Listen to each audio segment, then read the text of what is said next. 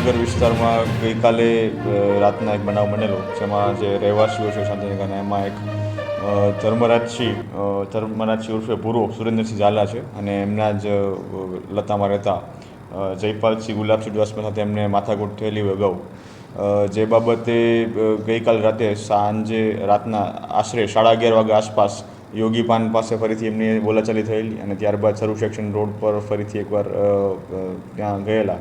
ત્યારે આ જે આરોપી દ્વારા જે ધર્મરાજસિંહ છે એને માથાના ભાગે સળિયાનો ઘા મારેલો, જેને લઈને જે ઈજા પામનાર હતા એ જીજી હોસ્પિટલ ખાતે સારવાર માટે આવેલા અને આ સારવાર જ્યારે લઈ રહ્યા હતા ત્યારે જે આરોપી છે જયપાલસિંહ ગુલાબસિંહ ચુડાસમા, તેમના બીજા મિત્રો છે ઉર્મિલ ઉર્ફે ઉમો દિનેશ રાઠોડ, પ્રણવદીપ ઉર્ફે પાંચો વાઘેલા, અક્ષયરાજ પરમાર, આ તમામ ત્યાં હોસ્પિટલે ટ્રોમા વોર્ડ પાસે પહોંચેલા અને ત્યાં જે ધર્મરાજસિંહ છે તેને સાથે ફરીથી ત્યાં બોલાચાલી કરી અને તેને છાતીના ભાગે ગુપ્તી વડે હુમલો કરી અને તેનું મૃત્યુ નિપજાવેલ છે.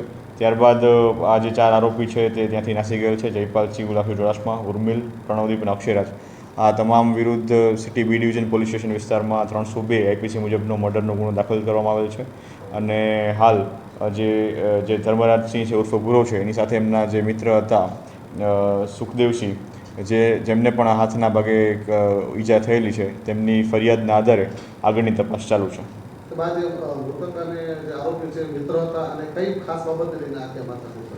જે મૃતક અને જે મૃતક ધર્મરાજસિંહ છે અને જે આરોપી છે જયપાલસિંહ, એ બંને શાંતિનગર વિસ્તારના જ રહેવાસી છે અને અગાઉ પણ એમને આજથી 1 વર્ષ પહેલાં પણ નાની મોટી બોલાચાલી થયેલી હતી, જેમાં જે જયપાલસિંહ છે એ પોતે દારૂનો અગાઉ એના ઉપર કેસ થયેલો હોય, જે બાબતની બાતમી આ ધર્મરાજસિંહ આપેલી હોય, તે બાબતનું મંદુક એમને અગાઉ થયેલું હતું, જે બાબતને લઈને બોલાચાલી થઈ એવું પ્રાથમિક દ્રષ્ટિએ જાણવા મળેલ છે.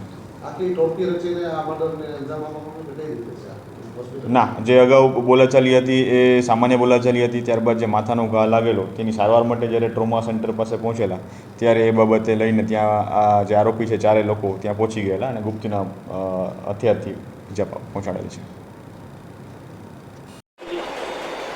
જામનગરની જીજી હોસ્પિટલમાં હત્યાનો એક બનાવ બન્યો છે. આ હત્યા એ જામનગર શહેરની કાયદો વ્યવસ્થાની પરિસ્થિતિ કેટલી હદે કથળી છે તેનું પરિણામ છે. આ એટલી બધી સૂચક અને ગંભીર ઘટના છે કે રાજકારણીઓને કોઈ ફેર પડતો નથી, સત્તાધીશોને કોઈ શરમ નથી. દિવસે દિવસે કાયદો વ્યવસ્થા કથળતી જાય છે. સિટી બી ડિવિઝનની જ ખાલી આપણે વાત કરીએ તો છેલ્લા 3 માસની અંદર સિટી બી ડિવિઝન પોલીસ હેઠળના વિસ્તારમાં હત્યાની 4 ઘટનાઓ બની હતી ને 5મી ઘટના બની છે. જામનગર જિલ્લાની વાત કરીએ તો છેલ્લા 3 મહિનામાં હત્યાની 8 ઘટના બની છે. પોલીસનો કોઈ ભય હોય નહીં તેવું લાગે છે. ખાસ કરીને પૂર્વયોજિત કાવતરાથી હત્યા થવાનો બનાવ દિવસે દિવસે વધતા જાય છે, જે ગંભીર બાબત છે.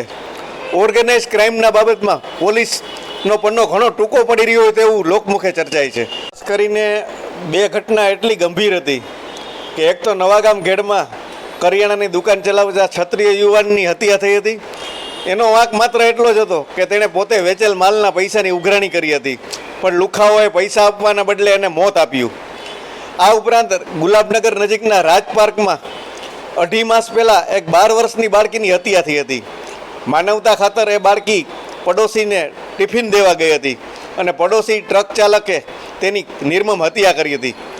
આ બનાવના દિવસે ખુદ પોલીસવાળાએ એવું આશ્વાસન આપેલું કે મારી દીકરી ગુમાવી હોય એવું મને દુઃખ થાય છે અને આ દીકરીના હત્યારાને ઝડપભેર શોધી કાઢીશું.